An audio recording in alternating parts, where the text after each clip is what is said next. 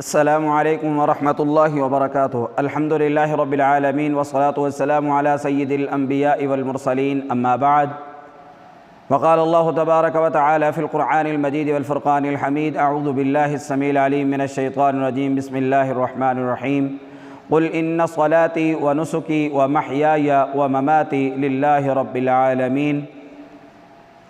محترم و معزز سامعین کرام، آج کی ہماری اس گفتگو کا موضوع ہے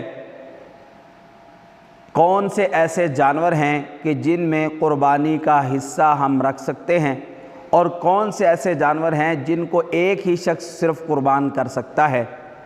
تو آئیے ذرا غور کیجئے گا، اگر ہم نے بھیڑ یا بکری یا دمبا ذبح کرنا ہے تو وہ ایک شخص ہی کر سکتا ہے، اس میں حصے نہیں ڈالے جا سکتے۔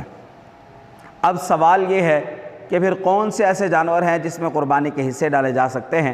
تو آئیے حضرت عبداللہ ابن عباس رضی اللہ تعالیٰ عنہ بیان کرتے ہیں، كنا مع النبی صلی اللہ علیہ وسلم فی سفر فحضر الاضحى فاشترکنا فی البقرة 7 وفی الجزور 10۔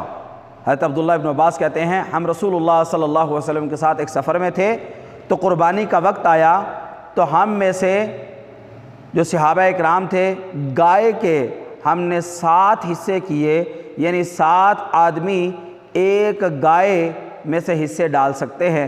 تو کتنے حصے گائے میں ڈالے جا سکتے ہیں؟ 7 ڈالے جا سکتے ہیں۔ اگر کسی انسان کے پاس استطاعت ہو تو وہ اکیلا بھی کر سکتا ہے، وہ اس میں اگر وہ چاہتا ہے کسی اور کو انوالو کرنا چاہتا ہے تو وہ 3 حصے اس کے ہو جائیں، باقی اس کے ہو جائیں، یا 7 لوگ اکٹھے ہو کر پیسے اکٹھے کر کے تو ایک گائے میں سے 7 لوگ شریک ہو سکتے ہیں، 7 لوگ اپنا حصہ ڈال کر وہ اس جانور کو ذبح کر سکتے ہیں۔ تو آئیے سوال یہ ہے کیا اونٹ کی قربانی میں کتنے لوگ شریک ہو سکتے ہیں؟ تو اس روایت کے مطابق، جامع ترمذی اور سنن ابن ماجہ کی روایت کے مطابق، وفی الجزور 10، کہ اونٹ کی قربانی میں 10 لوگ شراکت دار ہو سکتے ہیں۔ اگر 10 لوگ موجود ہوں، وہ اس جانور کو خریدیں اور اس میں اپنے حصہ ڈالیں تو 10 لوگوں کی طرف سے ایک اونٹ کفایت کر جائے گا۔ اگر کوئی ایک ہی کرنا چاہتا ہے تو فابہا، اگر 2 کرنا چاہتے ہیں تو تب بھی ٹھیک ہے۔ زیادہ سے زیادہ کتنے لوگ شریک ہو سکتے ہیں؟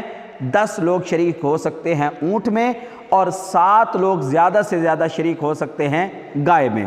آئیے ایک اور روایت کے مطابق حضرت جابر بن عبداللہ بیان کرتے ہیں، نہرنا مع رسول اللہ صلی اللہ علیہ وسلم بالحدیبیہ، کہ ہم رسول اللہ صلی اللہ علیہ وسلم کے ساتھ تھے حدیبیہ مقام میں۔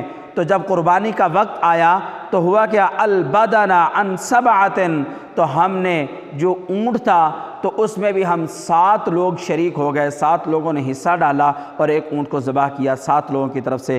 والبقرۃ عن 7، اور 7 ہی لوگ ہم گائے میں بھی شریک ہو گئے۔ تو ہمیں کیا سمجھ آئی اس بات سے؟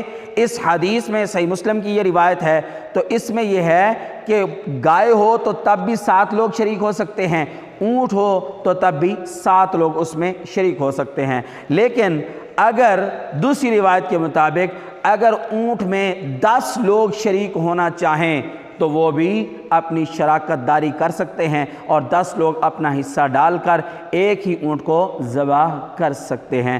باقی جتنے بھی جانور ہیں ان میں کوئی شراکت دار نہیں ہوگا، وہ ایک ہی شخص قربانی کرے گا تو تمام گھر والوں کی طرف سے کفایت کر جائے گی۔ اگر کوئی گھر میں رہنے والے جن کا معاملہ یہ ہے کہ اگر ان کا کھانا پینا سارا اکٹھا ہے تو گھر کا جو بڑا سربراہ ہے، جو باپ ہے، وہ قربانی کرے گا تو بیٹی کی طرف سے، بیٹے کی طرف سے، اس کی بیوی کی طرف سے، تمام کی طرف سے وہ ایک ہی قربانی کفایت کر جائے گی۔ اگر سب کرنا چاہتے ہیں تو ان کی اپنی مرضی ہے، اگر بیوی الگ کرنا چاہتی ہے، بیٹا الگ کرنا چاہتا ہے، بیٹی الگ کرنا چاہتی ہے تو تب ان کی اپنی مرضی ہے۔ اور اس کے علاوہ یہ بات سمجھ لیں کہ اگر ان کا کھانا پینا الگ ہے، کمانا الگ ہے، سلسلہ الگ ہے، بیٹے الگ کماتے ہیں، الگ کھاتے ہیں، ان کا الگ بزنس ہے، کاروبار ہے، تو پھر گھر کا بڑا سربراہ وہ اپنی طرف سے قربانی کرے گا اور ان کا بیٹا اپنی طرف سے قربانی کرے گا۔ تو یہ سلسلہ ہمیں اس بات سے یہ چیزیں سمجھ آتی ہیں کہ اگر گھر کا سربراہ قربانی کرے تو سب کی طرف سے کفایت کر جاتی ہے۔ اگر سب لوگ بھی قربانی کرنا چاہیں، بیٹی بیٹے اور اسی طرح وہ سب لوگ اگر قربانی کرنا چاہیں تو تب بھی یہ عمل درست ہے۔ اللہ رب العزت سے دعا ہے کہ اللہ رب العزت ہمیں اس قربانی کے عمل کو کرنے کی توفیق نصیب فرمائے اور سنت کے مطابق ہمیں قربانی کرنے کی توفیق نصیب فرمائے۔ وَأَقُولُ قَوْلِي هَذَا أَسْتَغْفِرُ اللَّهَ لِي وَلَكُمْ وَلِسَائِرِ الْمُسْلِمِينَ۔ السلام علیکم ورحمۃ اللہ وبرکاتہ۔